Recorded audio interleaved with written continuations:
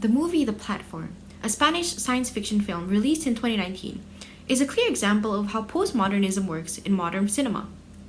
The movie starts with Goring, a man waking up in a tower with 2 people on every level. Goring is unsure of how many levels exist in this tower, but he soon finds out that every day a platform descends. On that platform, there is a certain amount of food. The film uses this unique setting to comment on issues of class, inequality, and consumerism. As the platform descends, the food lessens, with the higher levels receiving more and better food than the lower levels, and oftentimes, the lowest levels can receive none. Now, the way that this film shines as a postmodernist film is in the way it breaks modern norms, where instead, it opts for a non-linear narrative structure, where it jumps back and forth between different levels and different time periods, which creates a sense of disorientation and confusion, which the main character and the audience both experience. This serves to subvert traditional narrative conventions and challenge the viewer's understanding of the film's events. Another point to highlight is that the ending of this movie is very open-ended, where it's often debated and multiple theories on the final events of the movie simultaneously coexist. Postmodern films reject the idea of a single objective reality, and instead, they embrace a multiplicity of perspectives and interpretations.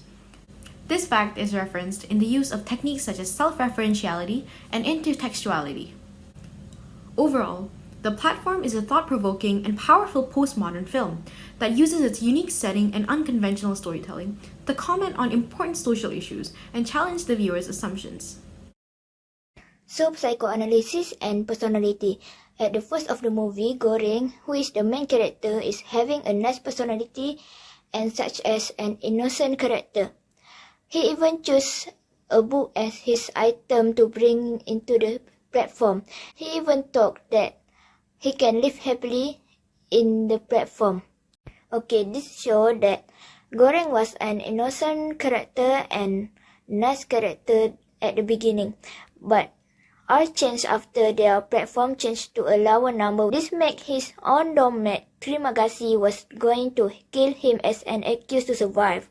But it didn't happen when Miharu came and saved Goring from being killed by Terima Kasih.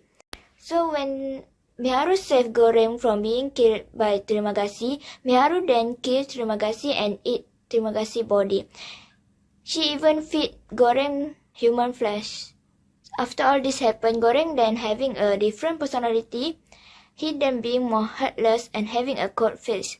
He is also being more selfish and only thinking about how he could survive in this platform. This shows how his personality changed after many things happened to him, getting betrayed, watching someone get killed, and also eating someone human flesh to survive. So, but of psychoanalysis, Goring then having a weird dream. His weird dream is where all dead people appears back and talk to him, but he is just talking by himself and the people he talks to is just his illusion. He is also dreaming about he getting killed by Miharu, which made him getting scared when he got a new doormat. All the dreams make him getting scared and play with his mental and psychoanalysis that make him getting more unconscious, more depression or more stressing with his situation. So Goring was having an unconscious situation which led him turning into having a psychoanalysis. He is having unconscious psychological process which make him difficult to identify it's either real situation or just a dream. He is also having difficult on how to identify between logical and hallucination. At the end of the movie, he either being conscious or unconscious because he is following Terima Kasih into some dark place and he then went somewhere up now. Goring seems very different from the beginning and how he turned out at the ending is show how bad his psychoanalysis until his whole personality changed. Hello everyone, my name is Ahmad Danish and today I'll be explaining the gazes that are present in the movie The Platform. It is important to note that the movie has 2 gazes, which is the male gaze and the female gaze. So I'll be talking about the male gaze first. One of the male gaze that are present in the movie Platform is when Terima Kasih, the old guy, he only cared for himself. So you can see that he was being selfish as he was starving. So he decided to trap Goreng on the bed.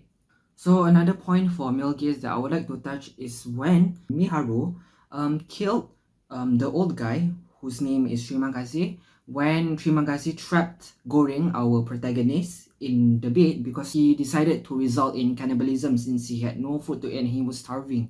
And at the same time, Miharu appeared at the scene and killed the old guy without showing any mercy. So another thing for male gaze that I would like to point out is when Goreng and Baharat they teamed up and they fought with the other prisoners as they descend down the floor to deliver the food. Okay, now let's move on to the female gaze. One of the female gaze is when Imogiri decided to help the other prisoners by dividing 2 plates and ask the prisoners to only eat that portion. So the food can be distributed to other people too. And next, when Imogiri, when she decided to commit suicide because she really cared about Goreng and she decided to sacrifice herself for Goreng so Goreng could survive, so Goreng could feed on her. Another point for female gaze is when Goreng, like towards the end of the movie, when they finally found the child whose name is Mali. The child was starving and she was looking at the panna cotta. Bharat told Goreng to not give her the food, but Goreng felt pity for the child, which resulted him to offer the kid the panna cotta. Okay, moving on, I'll be explaining about Goreng's ego, it and super ego, and he's the protagonist, he's the main character. So, okay, ego. So, in what I understand, ego means what one desire. So, we all know that the reason why Goreng entered the platform in the first place was because he wanted to stop smoking, and according to him, he wanted to finish the book that he was reading, and he wanted to obtain the diploma after finishing with his time. So that's the main point. But I decided to touch on the love life. What I theorized is that Goreng longs for a love life. This can be seen when Goreng first encountered Miharu at the platform as the platform descends and the food was delivered, and Trimagasi, the old guy, didn't like give a damn about Miharu. It was injured and Goreng cared for her. This can be proven when he tried to defend Miharu from Imogiri because Imogiri said she actually has no child, but Goreng decided to not believe Imogiri. Moving on to his aid, so one night, Goreng dreamt Miharu and him having sex, and that's very it to me, and it still haven't happened yet lah. Like he didn't control his dream. Moving on to the super ego. So Goreng's super ego triggered when Miharu actually died in front of him. To avenge Miharu, he killed the 2 guys that killed Miharu, and he was very angry, and so that's when his super ego like took over him completely. Hi, my name is Haikal and I'll be talking about the mise-en-scène and semiotics of the platform. I won't go through all of it since it will take hours to fully dissect, but I'll be presenting the most prominent examples. Starting off with the first element of mise-en-scène, the setting. The film is set in a vertical prison that represents the layers of society in which the people at the top lose all respect for the people below, just because they are under them. Moving forward with the lighting, cooler tones are used heavily in the movie to represent the depressive nature of being trapped in the vertical prison. At night, when the people start to get tired and hallucinate, the lighting shifts to warmer tones such as red in order to express anger and stress of being in the prison. Moving on to the costume, everybody in the prison is seen to be wearing beige jumpsuits that devoid people of all of their personalities, suggesting that in the end, they're all basically the same. For the composition, the movie uses a lot of close-up shots, especially when the prisoners are eating, to separate their actions from their sense of humanity by showing that in their desperation, they would eat and behave like animals when given the opportunity. That concludes the mise-en-scène, so I will now proceed to the semiotics. Probably the most obvious semiotic is the floors. The floors of the prison represent the social hierarchy of the people inside. You could see that the people on the floors above develop a sense of superiority over the people below, oftentimes disrespecting them by either spitting their food, threatening to defecate over them, or simply breaking plates on their food. Moving forward, the next semiotic is feces.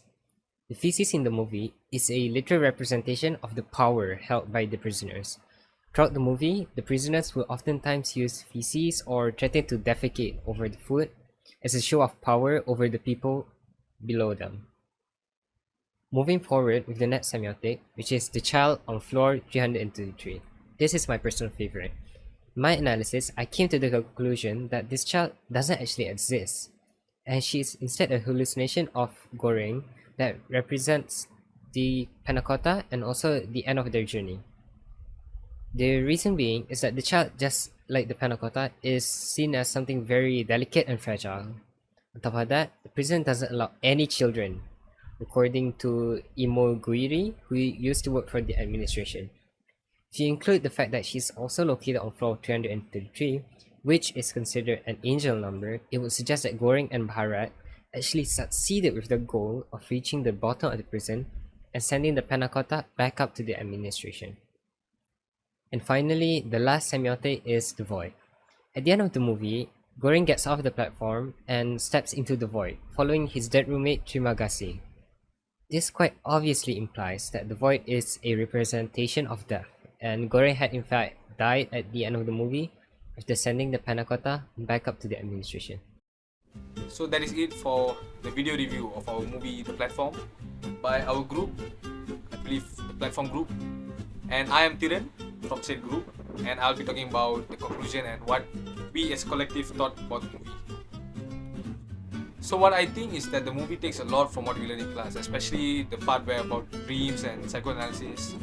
So like halfway throughout the movie, you would feel like as though he's just hallucinating the whole thing. There's multiple theories where the movie technically ended halfway, and you could see the ending of the movie, like in the halfway point where the cake goes up, then like the chef is like, "What is this?"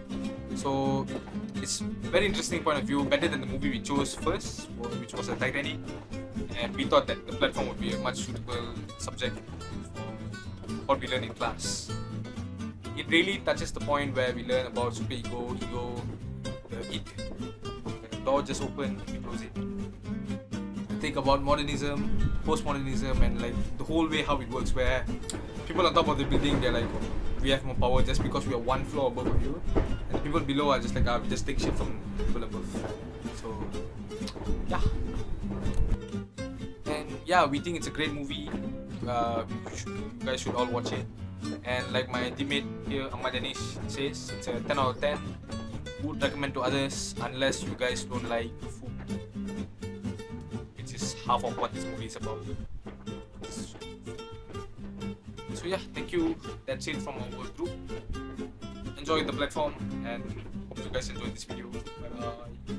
Super Idol 的笑容都没你的甜，8月正午的阳光都没你耀眼。